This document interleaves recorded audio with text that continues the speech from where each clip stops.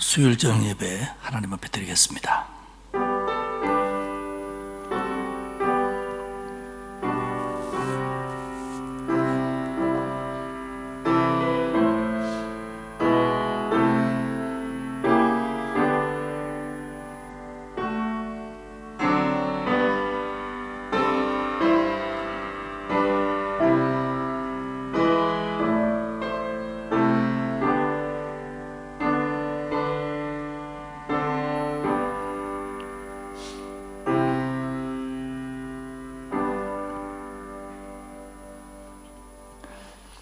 하나님 감사합니다. 오늘도 주어진 하루를 하나님 안에서 살았고 하루를 마무리하며 하나님께 예배할 수 있게 불러주셨으니 고맙습니다.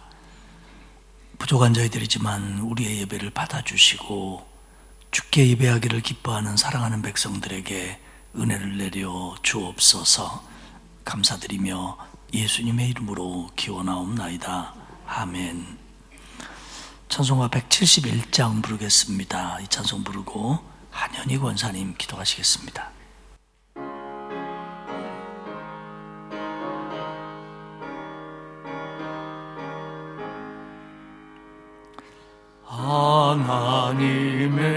하나님의 독생자 예수 날 위하여 오시었네. 내 모든 죄 사시려고 십자가 지셨으나 다시 사셨네. 살아계신 주 나의 참된 소망 두려움이 사라지네. 사랑의 주내 갈 길 인도하니 내 모든 삶의 기쁨 늘 충만하네. 주 안에서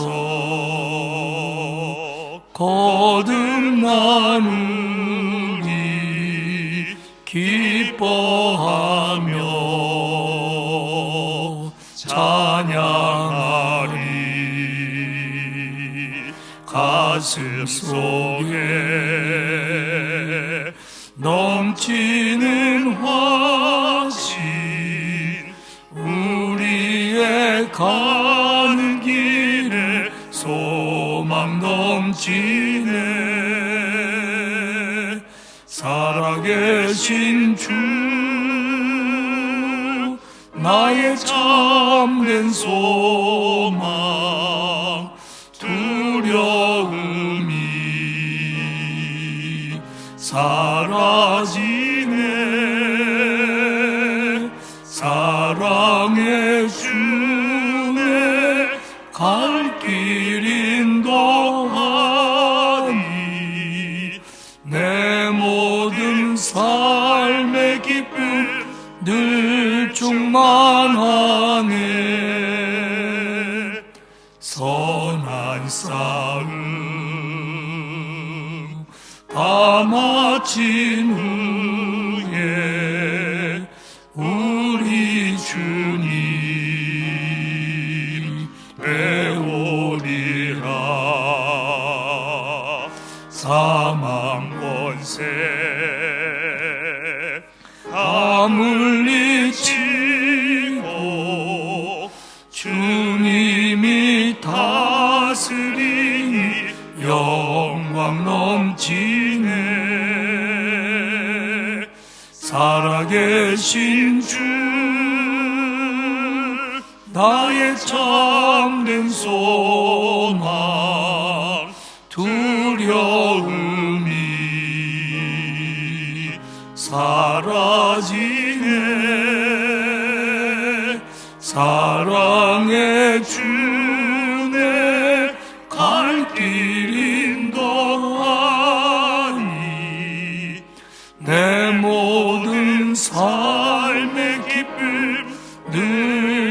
충만하네. 아멘. 할렐루야. 사망 권세에 이기시고 죽음에서 부활하신 우리 주 예수님을 찬양합니다. 아멘. 영원히 죽을 수밖에 없는 저희들에게 새 생명을 주시고 전지전능하신 하나님을 아빠, 아버지라 부를 수 있는 크신 은혜와 다함이 없는 사랑을 베풀어 주시니 감사와 경배를 올려드립니다. 아멘. 세상 속에서 성도의 본분을 지키며 복음의 증인된 삶을 살아가야 함에도 불구하고 교회 안에서는 거룩과 순종의 노래를 부르면서 정작 세상에 나아가서는 나의 평안과 욕망을 쫓아 살았음을 고백하오니 우리의 허물을 용서하여 주시고 주님의 보배로운 피로 정결케 하시옵소서. 아멘. 우리 속사람을 강건케 하시고 주님의 증인된 삶을 기쁘게 살아가게 하옵소서. 아멘. 강석교회를 사랑하시는 주님, 주님이 피값으로 세워주신 이렇게 좋은 교회에서 예배드릴 수 있도록 우리를 택하여 주시니 감사합니다. 아멘. 강석교회가 이 땅 위에 올바로 세워지게 하옵소서. 아멘. 주님만이 주인이 되는 교회, 이 세대의 빛과 소금의 역할을 다하는 교회, 지역 주민을 구원으로 인도하며 사랑이 넘치는 교회, 이런 교회가 되길 간절히 간구하오니 우리에게 맡겨주신 사명을 두렵고 떨림으로 감당하여 마지막 때에 하나님께 칭찬받는 교회가 되게 하옵소서. 아멘. 이 땅과 이 나라를 사랑하시는 주님, 우리 주위를 돌아보면 안타까운 소식들이 난무합니다. 전쟁과 굶주림과 자연재해 소식은 끊임이 없고 물질 맞는 주위의 사고가는 저의 영혼을 병들게 하며 정치적 대립과 갈등, 부정, 부패 등은 저의 삶을 뿌리째 흔들고 있습니다. 주님, 세상의 질서를 어지럽히는 우리의 무지함과 욕망들을 용서하여 주시옵소서. 이 땅에 그리스도의 소망을 주시고 하나님의 공의와 질서가 강같이 흐르는 하나님의 나라가 속히 오게 하옵소서. 이 땅을 고쳐 주시옵소서. 아멘. 바라옵기는 북한 지하 교회를 돌보아 주시옵소서. 북한에 억류된 목사님과 선교사님들, 성도들을 눈동자같이 지켜주시고 하늘문을 열어 축복하여 주시옵소서. 아멘. 남북이 평화적 복음적 통일이 되어 우리나라가 주님을 경외하는 나라가 되게 하시고 세계 만방에 하나님은 살아계신다 선포하는 나라가 되게 하옵소서. 아멘. 다음 세대를 사랑하시는 주님, 세상의 분주함과 빠른 사회 변화 그리고 다양성이라 불리우는 거대한 장벽들은 우리 자녀들을 복음으로부터 멀어지게 하고 있습니다. 주님, 우리 자녀들을 불쌍히 여겨 주시옵소서. 우리 어린 자녀들이 하나님을 사랑하고 말씀에 순종하며 예배 시간을 소중히 여기는 자녀로 자라가게 하옵소서. 죄의 유혹에 많은 이 시대에 믿음의 반석 위에 그들을 세워주시고 다음 세대에 하나님 나라를 온전히 세워가는데 밑거름이 되게 하옵소서. 아멘. 우리의 예배를 기뻐 받으시는 주님, 이 시간 목사님께서 말씀을 전하실 때 성령의 두루마리를 입혀 주시옵소서. 영과 육이 늘 강건하며 하나님의 사람으로 선포하시는 말씀에 능력이 있게 하옵소서. 말씀을 듣는 성도들에게는 심령을 찔러 쪼개는 역사가 있게 하시어 질병이 치유되고 다친 것이 열리며 성령님의 일하심을 보게 하옵소서. 정성을 다해 준비한 루디아 성가대의 찬양을 흠양하여 주시고 찬양이 고백이 부르는 이와 듣는 이의 간증이 되게 하옵소서. 아멘. 주님, 주님의 이름을 두신 이곳에 이 시간 임재하여 주시옵소서. 주님이 걸으신 십자의 길은 승리의 길입니다. 주님의 따르는 길은 우리가 살아가야 하는 이유입니다. 우리의 삶의 모든 순간을 하나님께 드립니다. 주님, 감사합니다. 우리를 십자가의 핏값으로 살리신 예수님의 존귀한 이름으로 기도드립니다. 아멘.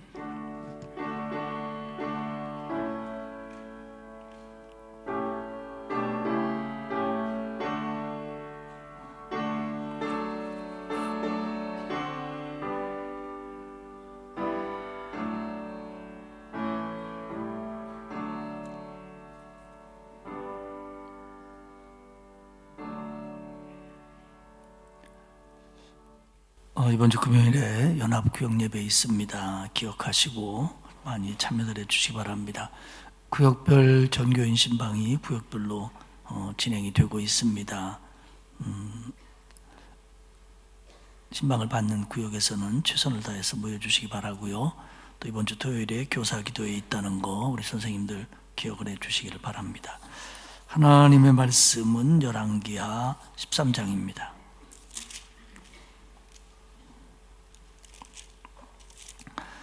열왕기하 13장 1절에서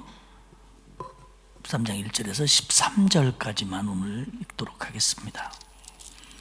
열왕기하 13장 1절에서 13절 말씀까지 교독하겠습니다. 유다의 왕 아하시아의 아들 요아스가 요아스의 제23년에 예후의 아들 여호아스가 사마리아에서 이스라엘 왕이 되어 17년간 다스리며 여호와 보시기에 악을 행하여 이스라엘에게 범죄하게 한 느밧의 아들 여로보암의 죄를 따라가고 거기서 떠나지 아니하였으므로 여호와께서 이스라엘에게 노하사 늘 아람 왕 하사엘의 손과 그의 아들 벤하닷의 손에 넘기셨더니 아람 왕이 이스라엘을 학대함으로 여호아스가 여호와께 간구하매 여호와께서 들으셨으니 이는 그들이 학대받음을 보셨습니다.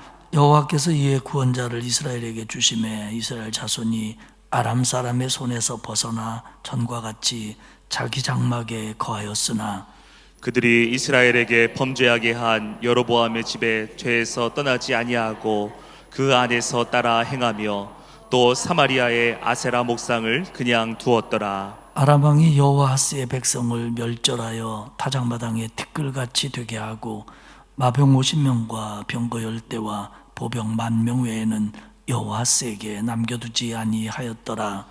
여호아스의 남은 사적과 행한 모든 일과 그의 업적은 이스라엘 왕 역대 지략에 기록되지 아니하였느냐. 여호아스가 그의 조상들과 함께 잠에 사마리아에 장사되고 그 아들 요아스가 대신하여 왕이 되니라. 유다의 왕 요아스의 제37년에 여호아스의 아들 요아스가 사마리아에서 이스라엘 왕이 되어 16년간을 다스리며 여호와께서 보시기에 악을 행하여 이스라엘에게 범죄하게 한 느밧의 아들 여로보암의 모든 죄에서 떠나지 아니하고 그 가운데 행하였더라. 요아스의 남은 사적과 행한 모든 일과 유다 왕 아마샤와 싸운 그의 업적은 이스라엘 왕 역대 지략에 기록되지 같이 아니하였느냐. 읽겠습니다. 요아스가 그의 조상들과 함께 잠에 이스라엘 왕들이 함께 사마리아에 장사되고 여로보암이 그 자리에 앉으니라. 아멘. 누대와 찬양대가 하나님 앞에 찬양을 드리겠습니다.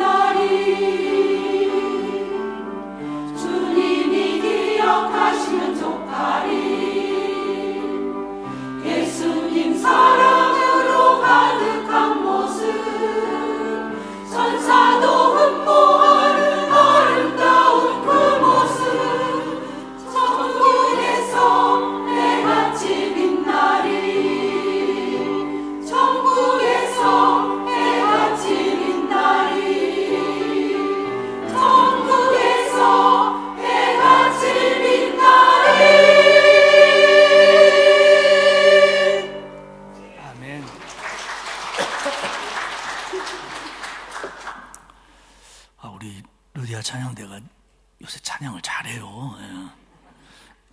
한 3년 쉬고 새로 할 때는 지금인가 얘기지만 어설펐거든요. 근데 요즘엔 아주 찬양을 잘합니다.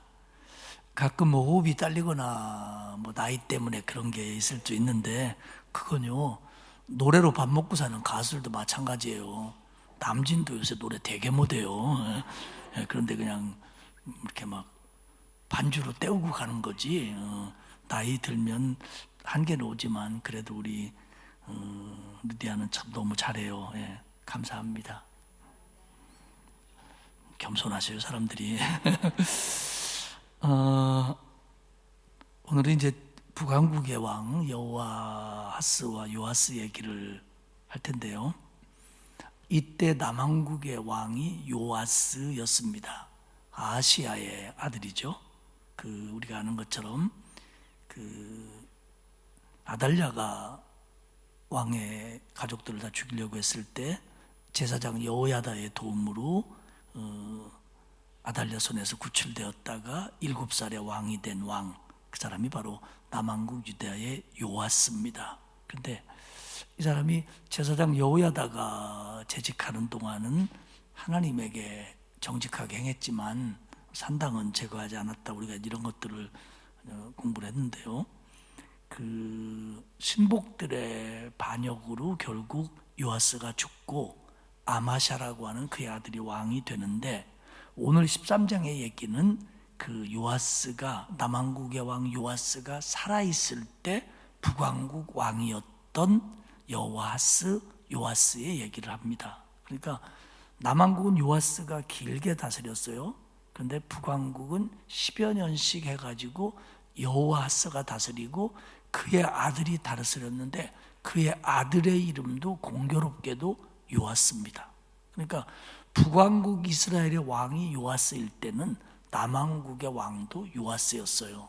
혹시 여러분들 자식을 낳아서 왕을 삼고 싶으면 이름을 요아스라고 지어야 될 텐데, 둘 다 하나님 앞에 크게 인정을 못 받았다는 건 좀 참고하시고 짓도록 하시길 바랍니다. 열왕기하 13장 1절에 보면 유다의 왕 아하시아의 아들 요아스의 제23년에 예후의 아들 여호아하스가 사마리아에서 이스라엘의 왕이 되어 17년간을 다스렸다, 이렇게 기록합니다.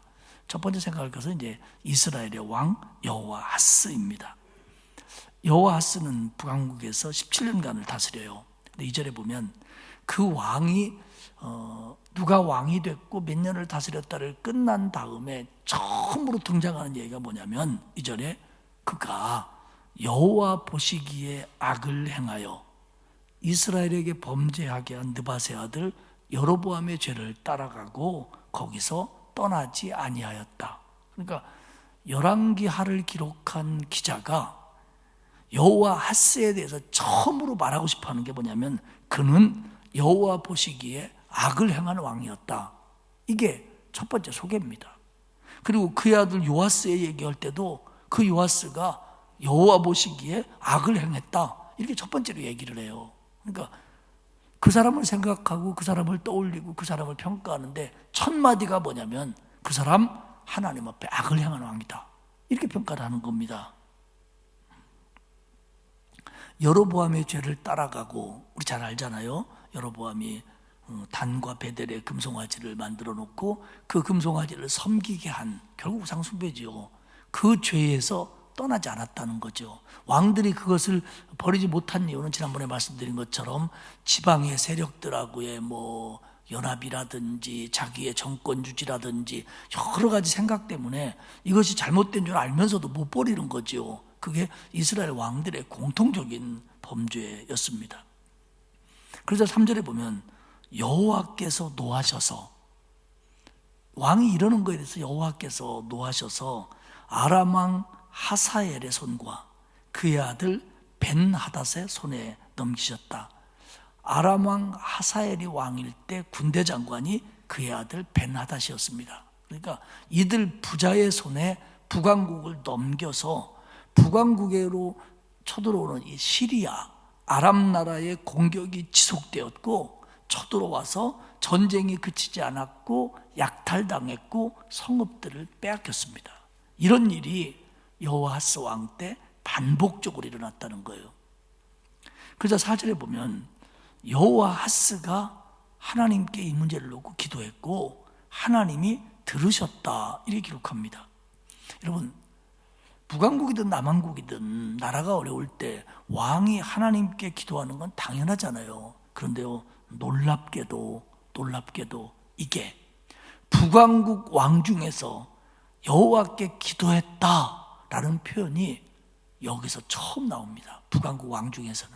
그러니까 북왕국 왕들이 여로보암 이후에 얼마나 하나님으로부터 멀어져 있었는지를 보여주는 예예요.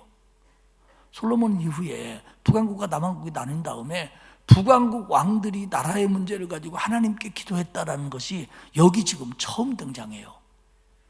그만큼 북왕국의 왕들은 단과 베델을 놓고 이것도 하나님 앞에 숭배하는 거다 말했지만 사실은 마음으로부터 그만큼 하나님에게서 멀어져 있었다는 거예요.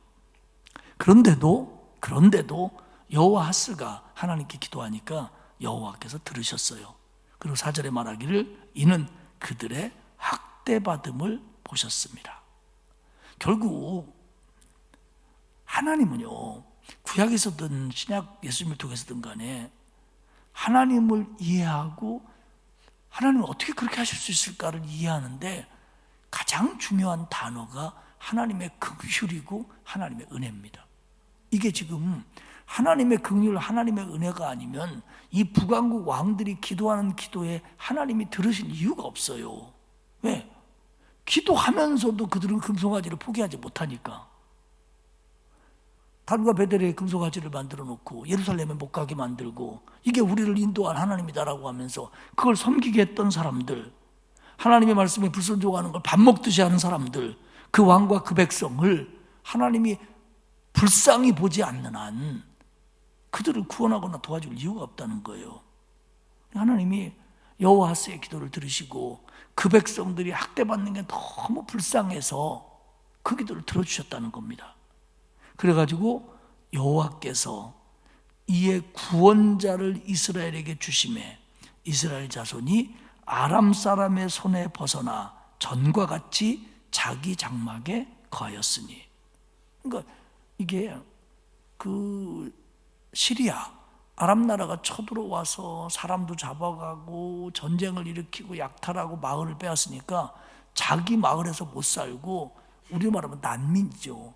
부분적으로 난민이 생겨서 도망치고 그러다가 하나님께서 구원자를 이스라엘에게 주셔가지고 이스라엘 사람들이 아람 자손에서 벗어나 전과 같이 자기 집으로 들어갈 수 있었다. 물론 전국이 그랬던 건 아니겠죠. 주로 국경 쪽이 그랬겠죠. 그러니까 자기 집에서도 못 살고 피난 나오고 도망쳤던 사람들이 구원자를 하나님이 보내줘가지고 제자리로 돌아가서 평안을 얻을 수 있게 되었다라고 기록합니다.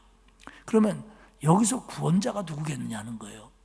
여호와하스 왕 때 여호와하스 왕이 하나님께 기도해서 하나님이 그 백성을 불쌍히 여겨서 아람을 물리칠 수 있는 구원자를 보냈는데 이 구원자가 누구냐에 대해서는 성경은 누구라고 말하지 않습니다. 성서학자들은 여호와하스 때 아람의 손에서 북왕국을 구원한, 여기서 얘기하는 구원자라고 하는 사람을 엘리사로 보는 사람이 많습니다. 물론 엘리사가 직접 나가 싸우진 않았지만 엘리사의 기도로, 엘리사의 지혜로 그 엘리사가 도와주는 방향을 따라서 이스라엘 백성들이 그들을 물리칠 수 있었다, 이렇게 이제 보는 거예요. 그렇게 보는 이유가 14절에 보면 나중에 엘리사가 중병에 듭니다. 그러면 여호아스가 죽고 그의 아들 요아스가 왕이 됐을 때 엘리사가 죽을 병에 들렸다는 얘기를 듣고 이 왕이 엘리사를 찾아와서 뭐라고 우냐면, 울며 불며 하는 말이 내 아버지여 내 아버지여 이스라엘의 병거와 마병이시여, 이렇게 웁니다. 엘리사를 보고 왕이. 그러니까 아버지여 아버지여는 건 그만큼 존경한다는 얘기고요. 엘리사를 뭐라고 부르냐면 이스라엘의 병거요 이스라엘의 마병이라는 겁니다. 그러니까 사실은 여호아하스 때에 이제 뒤에 나옵니다마는 아람 나라의 공격을 받아가지고 그 마병도 병거도 보병도 군사력이 막 줄어요. 군대 수가. 그 아람이 그렇게 만들어 버려요. 죽이고 그래갖고 이스라엘이 아람한테 해볼 도리가 없는 거예요. 군인 수가 적어갖고. 그런 마당에 그들과 싸워서 견뎌내게 한 것이 엘리사의 능력이었다, 엘리사의 기도였다, 엘리사의 지도였다라는 의미로 엘리사를 이스라엘의 마병이요 이스라엘의 병거라고 부른다는 거예요. 사실은 병거보다 마병보다 엘리사가 더 나라에 도움이 됐다, 그런 얘기죠. 그런가 하면 어떤 성서학자들은 아수르의 왕 아닷니라비를 이야기합니다. 실제로 역사적으로 있었던 이제 이 아닷니라비라는 사람이 있었는데, 요 사람은 아수르의 왕입니다. 아수르. 지금 요 아람은 시리아고요. 그러니까 북왕국이 있고 아람이 있고 아수르가 있는데, 아수르가 점점 국력이 커지면서 아수르가 아람을 칩니다. 시리아를 칩니다. 그러니까 아람 나라는 자기 병력이 남쪽 북왕국 쪽에 가 있는데 북쪽으로부터 아수르가 쳐들어오니까 그 병력을 빼가지고 아수르하고 싸우는 거예요. 그런데 이 전쟁에서 아수르의 아닷니라비 왕이 승리를 합니다. 그러니까 시리아는 이스라엘한테는 셌지만 아수르하고 붙다가 져가지고 많은 손상을 받아가지고 한동안 북왕국을 공격하지 못했다는 겁니다. 그래서 하나님께서는 이 아수르의 왕을 사용하셔서 아람 나라를 친 거에 대해서 하나님이 이스라엘에게 구원자를 보냈다라고 하는 표현이 바로 그 아수르의 왕을 가리킨다, 이렇게 보는 성사학자들도 있습니다. 어쨌든 어떻게 정답이 있는지는 모르겠지만 엘리사도 그렇고 이 아수르의 아닷니라비라고 하는 사람도 그렇고, 이런 사람들이 결국 아람이 북왕국을 공격하고 약탈하는데 굉장히 이스라엘 쪽에 도움이 되는 그런 역할을 했던 건 사실입니다. 그게 하나님이 여호와스의 기도를 들으시고 그렇게 해준 거라는 거예요. 왜냐하면 북왕국 힘으로는 외교 정책을 펴가지고 아수르로 아람을 공격하라고 할 수도 없고요, 엘리사를 자기들이 자극해서 엘리사가 병거와 방패 노릇을 하게 만들 수도 없었던 거거든요. 그러니까 하나님이 북왕국을 불쌍히 여기서 그렇게 해준 거예요. 그런데 이랬으면 좀 이제 잘 돼야 될 텐데, 열왕기하 13장 6절에 보면 그랬는데도 그 왕이 여로보암의 죄에서 떠나지 아니하고 또 사마리아에, 북왕국 이스라엘의 수도에 사마리아에 아세라 목상을 그냥 두었더라. 여호아하스의 아버지 예후가 바알 신상을 부수고 소각하고 빵구고 막 그랬어요. 그런데 어디서 아세라 목상이 또 생겨나는 거예요. 여러분, 이 우상 숭배는요, 이단도 그렇고요, 이 구약에서도 그렇고 신약 역사 속에서도 그렇고요, 이게요 끊임없이 일어나요. 이런 겁니다. 이 죄악이라고 하는 건요, 불순종이라고 하는 건요, 한 번에 없어지지가 않아요. 어디서든 끊임없이 나타나는 거예요. 그래서 여호와스 때 자기들이 아람 때문에 죽게 생겼다고 하나님 앞에 울고불고 해가지고 도와줬더니만 조금 살만하니까 아세라 목상을 또 섬겼다는 겁니다. 어떻게 되겠어요? 그 다음에 뻔하지요. 7절에 보면 아람이 다시 쳐들어옵니다. 이제 아수르와의 문제가 정리가 됐든지 아니면 다시 좀 국력을 갖추었든지 다시 쳐들어와요. 그래가지고 7절에 보면요, 이스라엘 백성이 타작마당에 티끌같이 되고, 타작마당에 티끌, 힘도 없고 대항도 못하고 펄펄 나르는 그런 티끌처럼 돼버리고, 군사가 마병 50명, 병거 10대, 보병 10,000명만 남겨놨다는 거예요. 그러니까 얼마나 이 군사들이 많이 죽고, 그리고 또 아람이 압박을 넣었는지 이스라엘이 아람하고 해볼 도리가 없을 정도로 군사력이 약화됐다는 겁니다. 아주 이제는 북왕국은 그런 나라가 돼버린 거예요. 사실 이 부분을 보면서 우리가 떠오르는 게 사사기입니다. 사사기는 F.B. 마이어가 지적한 것처럼 사사기에 사이클이 있어요. 4개의 사이클. 그게 뭐냐면 이스라엘의 범죄입니다. 이스라엘이 범죄를 하는 거예요. 그러면 하나님이 그들을 징계합니다. 이방 나라를 두고 징계합니다. 그러면 그 나라가 백성이 죽겠다고 울고불고 난리를 칩니다. 회개입니다. 그러면 하나님이 구원자를 보내서, 사사를 보내서 이방인들을 물리칩니다. 그러면 그 땅에 평화가 옵니다. 그러다가 조금 살만하면 다시 이스라엘 백성들은 범죄합니다. 우상숭배. 그러면 하나님이 다시 이방인을 통해서 징계하십니다. 그럼 이스라엘 백성들이 잘못했습니다. 다시는 안 할게요. 회개합니다. 그러면 하나님은 구원자인 사사를 보내서 그들을 또 구원합니다. 이게 계속 반복되는 거예요. 사사기에서.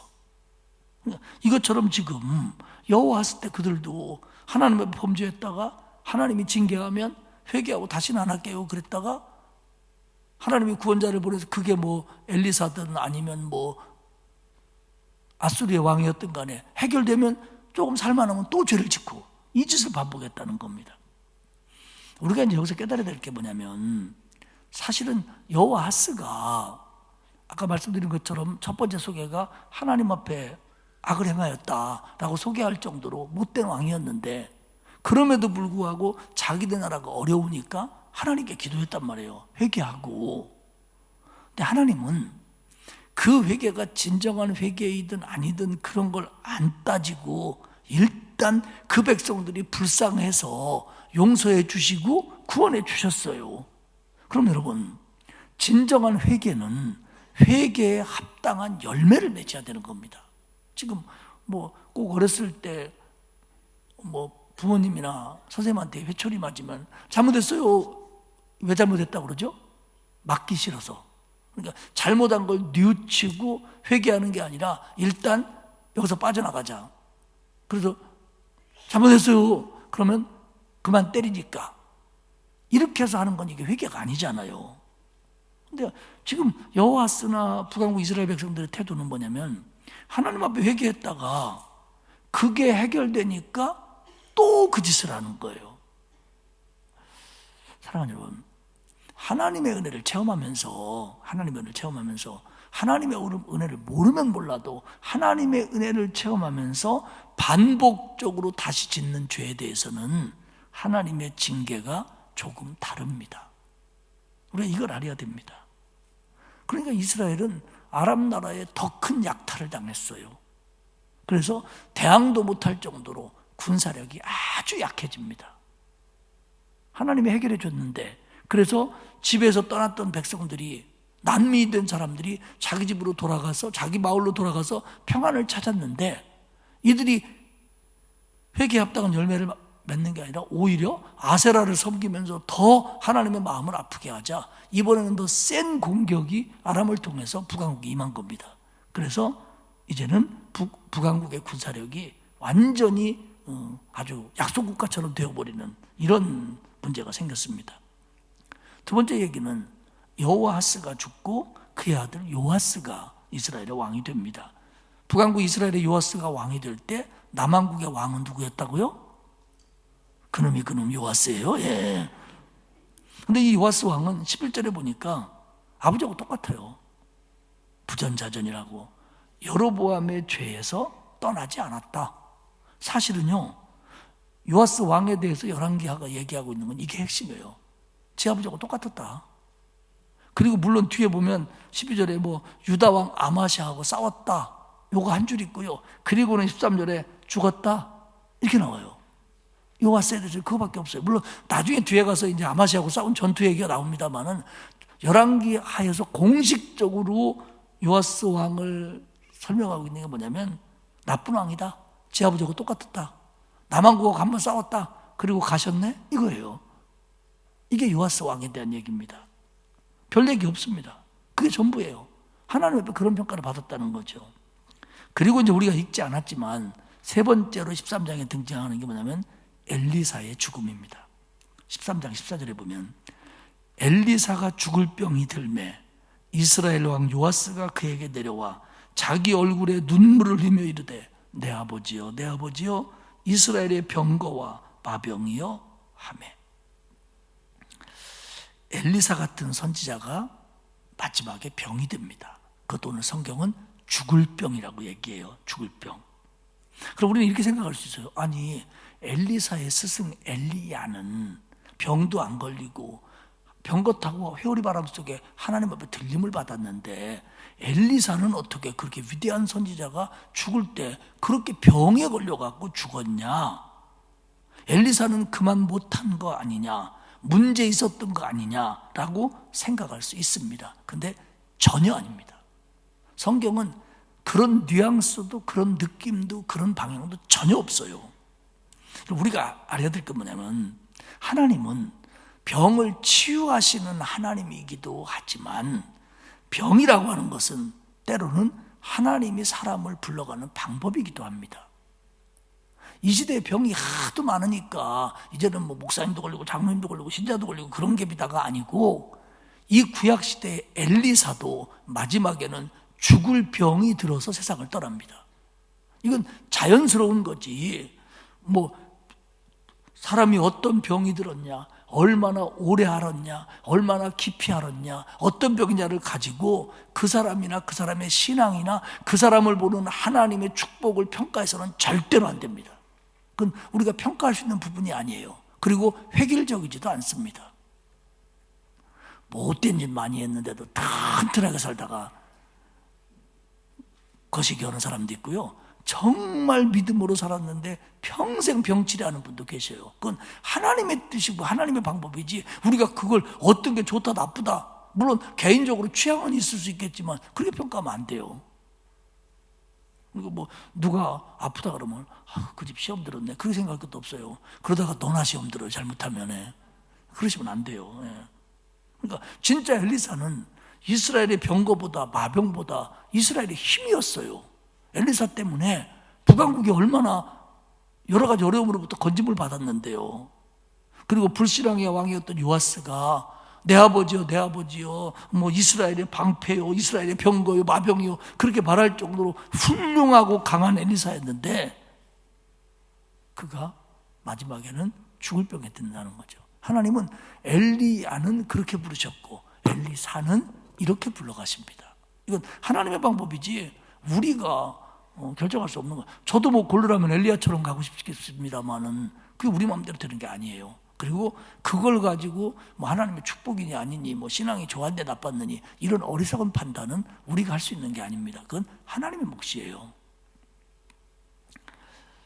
요아스가 엘리사에게 와서 통곡을 합니다.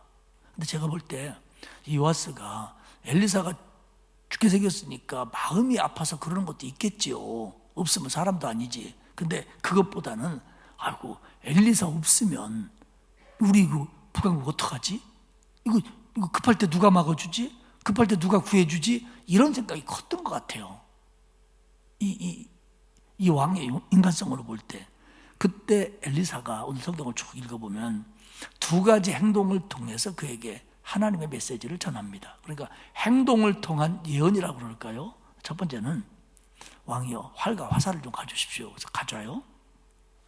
그리고 그 활을 좀 땡기라고 그럽니다. 이렇게 땡기니까 엘리사가 그 왕의 손에 손을 얹고 같이 잡고서 자 동쪽 창문으로 쏘십시오. 그랬더니 주택복권 쏘는 것처럼 딱 쐈어요. 17절에 보면 이는 여호와를 위한 구원의 화살 곧 아람에 대한 구원의 화살이니 왕이 아람 사람을 멸절하도록 아벡에서 치리이다. 이렇게 예언을 합니다. 이 화살 당신이 아람을 쏘는 화살입니다. 하나님이 이제 왕한테 아람을 이기게 하실 겁니다. 아벡 전투에서. 아벡이라고 하는 것은 이 아람 나라와 북왕국 이스라엘의 국경에 있는 도시입니다. 그 도시에서 싸움이 붙을 때인데 하나님이 당신을 이기게 하실 겁니다. 너무 걱정하지 마십시오. 그러더니 두 번째 행동을 시킵니다. 18절에 왕이여 화살을 잡고 땅을 좀 치십시오. 그러더니 왕이 화살을 잡고 3번 땅을 치고 그칩니다. 그랬더니 19절에 보니까 엘리사가 노하여 왕이 6번 치실 것이지 왜 3번을 칩니까? 그리하였더라면 더 많이 쳤더라면 왕이 아람을 진멸하기까지 했을 겁니다. 왕이 3번 쳤기 때문에 이제 왕은 아람을 3번만 치게 될 겁니다. 이렇게 무슨 뭐 수수께끼 같은 얘기를 해요. 그러니까 그 화살로 땅을 좀 쳐라 그랬는데 3번밖에 안 쳤다는 거예요. 그럼 뭐 치라고 한 거에 대해서 순종을 했잖아요. 치라니까 치지 몇 번 치라고는 안 했거든요. 그랬더니 엘리사가 화를 내면서 좀 많이 치지 왜 그거밖에 안 칩니까? 더 많이 쳤더라면 왕이 아람을 완전히 물리칠 수 있을 텐데 3번밖에 안 쳤으니까 전쟁에서 3번밖에 못 이깁니다. 이렇게 아주 뭐 재미있다고 그럴까요? 뭐 의아하다고 할까요? 그런 예언을 합니다. 만약에 요아스가 그게 그건 줄 알았더라면 100번은 쳤을 거예요. 100번은.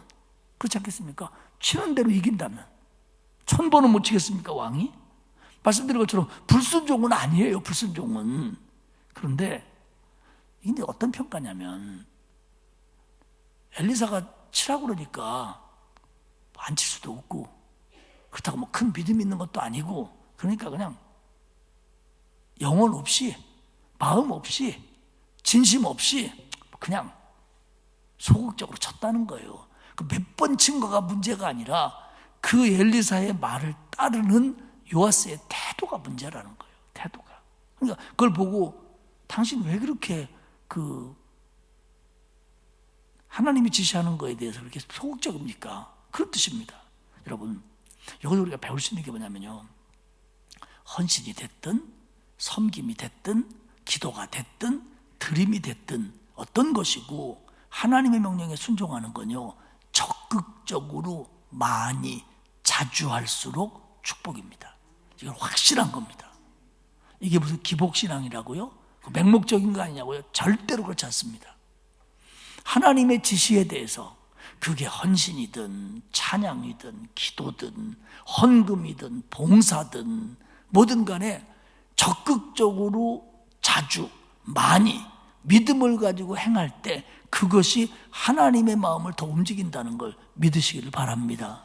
그러니까 때리라니까 제대로 때리는 게 아니라 뭐 대충 뭐 흉내만 냈다는 거, 흉내만. 그러면서 열왕기하 13장 23절에 보면 이런 말씀을 해요. 여호와께서 아브람과 이삭과 야곱과 더불어 세우신 언약 때문에 이스라엘에게 은혜를 베풀며 그들을 불쌍히 여기시며 돌보사 멸하기를 즐겨하지 아니하시고 이때까지 자기 앞에서 하나님 앞에서 쫓아내지 아니하셨더라. 그러니까 이스라엘의 왕들이 하는 짓을 보면 백성들이 하는 짓을 보면 하나님 앞에서 쫓겨났어야 맞다는 거예요. 하나님이 가나안 땅까지 인도해 줬더니 거기서 바알 섬기고 아세라 섬기고 선지자들 죽이고 지금도 왕이라는 사람이 하는 짓 보면 이러고 있으니까 이거 그들이 하는 짓 보면 하나님 앞에서 벌써 쫓겨났어야 된다. 다시 말하면 북왕국이 벌써 망했어야 된다는 거예요. 그런데 하나님은 아브라함과 이삭과 야곱과 세운 언약 때문에 하나님이 아브라함한테 뭐라 하겠습니까? 내가 너의 하나님이 되고 너는 내 백성이 될 거다 약속했기 때문에 그 하나님의 은혜 때문에 그들에게 은혜를 베풀고 그들을 돌보고 그들을 불쌍히 여기고 그들을 멸하는 걸 하나님이 즐거워하지 않았었다는 거예요. 그러니까 지금 얘들 때문에 하나님이 지켜주는 게 아니라 그들의 신앙 있는 조상들 때문에 지금 하나님이 봐주고 있다는 거예요. 결국 이야기의 핵심은 뭐냐면 하나님이 봐주고 있다는 겁니다. 지금 북왕국 이스라엘을 여호와스가 됐든 요아스가 됐든 그 백성들이 됐든 하나님이 봐주고 있다는 거예요. 그러면 여기서 중요한 건 뭐냐면 봐줄 때 돌이켜야 됩니다. 하나님이 봐주실 때 돌이켜야 돼요. 근데 하나님이 끝까지 봐주시냐? 그건 아니에요. 우리도 하나님 앞에 서는 날이 오고요. 북왕국도 이후에 조금 성장하다가 나중에 내리막길을 걷습니다. 그래가지고 아수르에 의해서 주전 722년에 정말 하나님 앞에서 쫓겨나요. 그들이 망해버립니다. 결국 25절에 그런 얘기를 해요. 요아스가 자기 아버지 여호아하스가 아람에게 뺏긴 성읍을 벤하닷에게서 3번 쳐서 무찌르고 되찾았다. 그런 얘기를 합니다. 그러니까 하나님이 약속대로 3번은 이기게 해주겠다. 3번은 싸워서 찾아왔다는 겁니다. 근데 그게 다라는 거예요. 오늘 말씀을 정리해보면 그렇습니다. 여호아스가 하나님 앞에 회개 기도를 드렸죠. 근데 저도 그렇고 여러분도 그렇고 하나님 회개하며 살잖아요. 그런데 회개는 회개에 합당한 열매를 맺어야 돼요. 여기서 회개하고 용서받은 것으로 끝나는 게 아니라 이 회개에 합당한 열매를 맺어야 돼요. 반복적으로 지면 안 되고 돌이켜야 되고 바뀌어야 됩니다. 이게 하나님의 긍휼하심과 하나님의 그 자비로우심을 계산하면 안 돼요. 이용하면 안 돼요. 우리는 회개하면 하나님이 용서해 주신 거에 감사해서 회개에 합당한 열매를 맺어야 됩니다. 두 번째로는 헌신이든 섬김이든 드림이든 기도든 믿음을 가지고 적극적으로 자주 전심을 다해 하는 것이 하나님의 축복을 받는 길입니다. 그리고 세 번째는 하나님이 회개기도와 비슷한 얘기입니다만 봐주실 때 돌이켜야 돼요. 아직 은혜의 때에 하나님이 나를 봐주고 계실 때에 나한테 헌신할 기회를 주실 때에 헌신해야 되고요. 기도할 수 있는 능력을 주실 때 기도해야 되고요. 하나님이 나를 봐줄 때 내가 하나님 앞에서 바로 서야 돼요. 그런데 이 모든 것들이 끊긴다는 거예요. 언젠가는 끝까지 할 수 있는 건 아니에요. 북왕국이 그러했듯이. 그러니까 우리가 이런 것들을 교훈받으면서 우리가 깨달아야 될 것이 나중에 하나님 앞에 설 때쯤 돼서 좋지요. 그렇게 계산만 딱딱 맞으면. 근데 어떻게 인생이 계산이 맞나요? 그렇기 때문에 이 왕들이 우리가 보면서 아쉬운 게 조금만 잘했더라면, 아니 왜 그랬을까? 조금만 하나님 말씀에 순종했더라면, 조금만 더 잘 섬겼더라면, 조금만 우상숭배를 멀리했더라면. 근데 그 조금을 못하는 거예요. 그걸 못 돌이키는 거예요.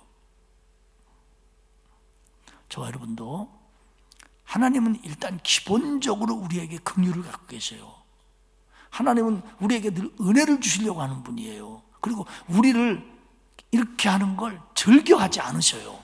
하나님은 안 하시려고 하는 분이에요. 그래서 우리한테 늘 기회를 주고 늘 은혜를 주시는 거예요.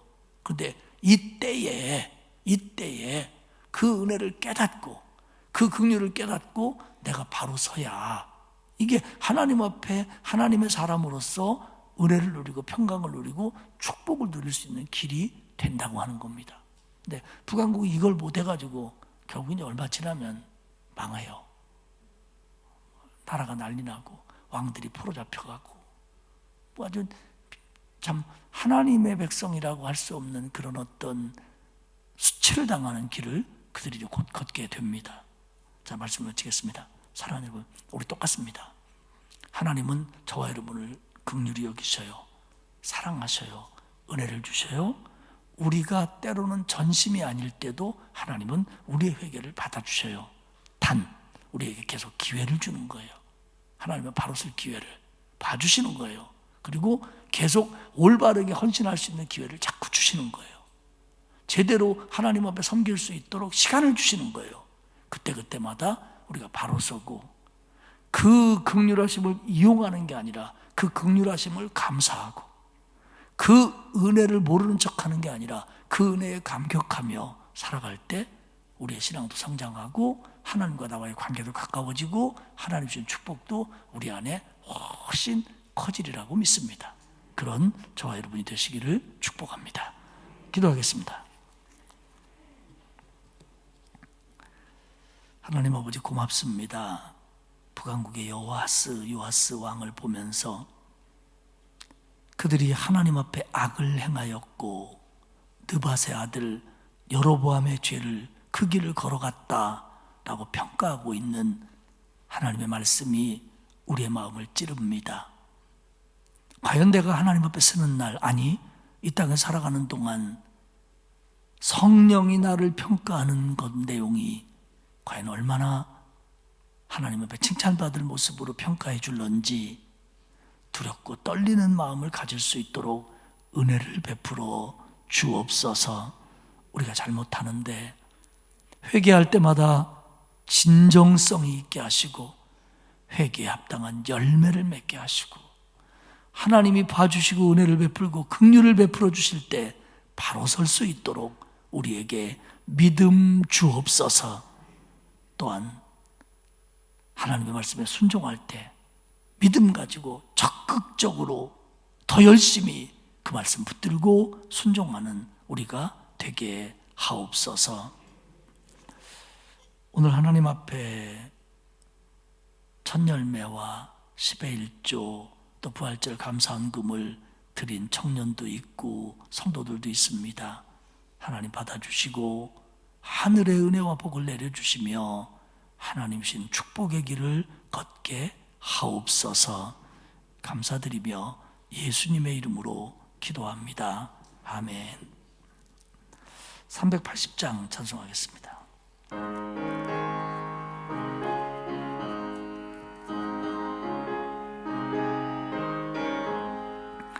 나의 생명 되신 주 주님 앞에 나아갑니다.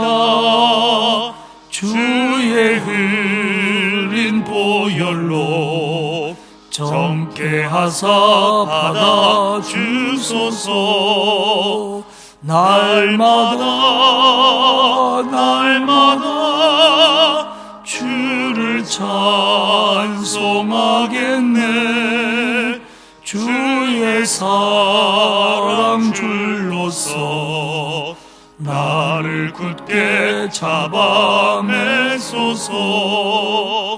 괴로운 세상 지낼 때 나를 인도하여 주소서.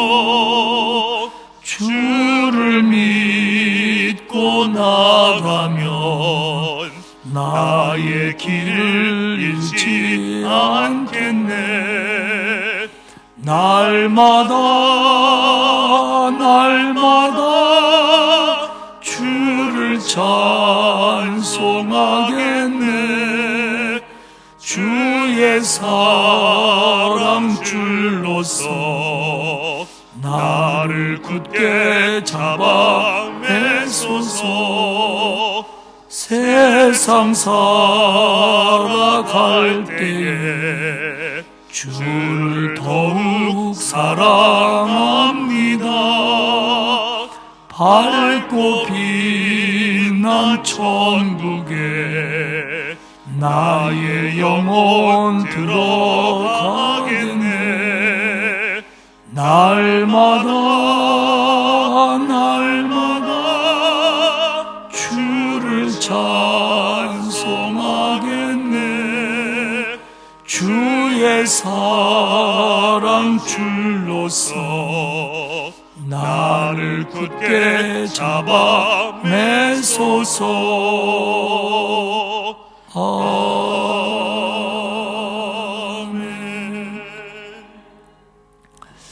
요즘 날씨가 따뜻하다 추웠다 막 그럽니다. 그리고 독감도 굉장히 유행이라고 그럽니다. 여러분들 건강 유의하시고 또 남은 한 주간 주 안에서 승리하시기를 축복합니다. 기도하겠습니다. 하나님 고맙습니다. 우리를 구원하셔서 하나님의 자녀 삼아주시고 우리의 하나님이 되셔서 우리에게 은혜 베풀어 주시며 우리를 긍휼히 여기시며 우리를 징계하시기를 기뻐하지 아니하심에 대하여 다시 한번 감사를 드리며 하나님 앞에 부끄러워합니다. 하나님의 긍휼이 우리 안에 넘쳐날 때, 하나님의 은혜가 내 곁에 있을 때 우리가 더 말씀에 순종하고 바로 서고 최선을 다할 수 있도록 도와주옵소서. 그리고 하나님이 우리를 깨닫게 하실 때, 우리의 마음을 찌를 때 회개하게 하시고 회개에 합당한 열매를 맺으며 반복적으로 그 죄를 짓지 않도록 하나님이 도와주시옵소서. 하나님, 우리 사랑하는 성도들 부족한 종과 함께 하나님 앞에 늘 바로 서기 위하여 믿음으로 적극적으로 최선을 다할 수 있도록 힘 주시고 붙들어 주옵소서. 남은 한 주간 부활의 기쁨으로 살게 하시고 코로나와 독감, 여러 가지 질병과 사고와 위험에서 우리 온 성도들을 지키시며 치유하시고 보호해 주시옵소서. 돌아가는 발걸음도 하나님이 책임져 주실 줄 믿고 예수님의 이름으로 기도합니다. 아멘. 하늘에 계신 우리 아버지의 이름을 거룩하게 하시며 아버지의 나라가 오게 하시며 아버지의 뜻이 하늘에서와 같이 땅에서도 이루어지게 하소서. 오늘 우리에게 일용할 양식을 주시고 우리가 우리에게 잘못한 사람을 용서하여 준 것 같이 우리 죄를 용서하여 주시고 우리를 시험에 빠지지 않게 하시고 악에서 구하소서. 나라와 권능과 영광이 영원히 아버지의 것입니다. 아멘.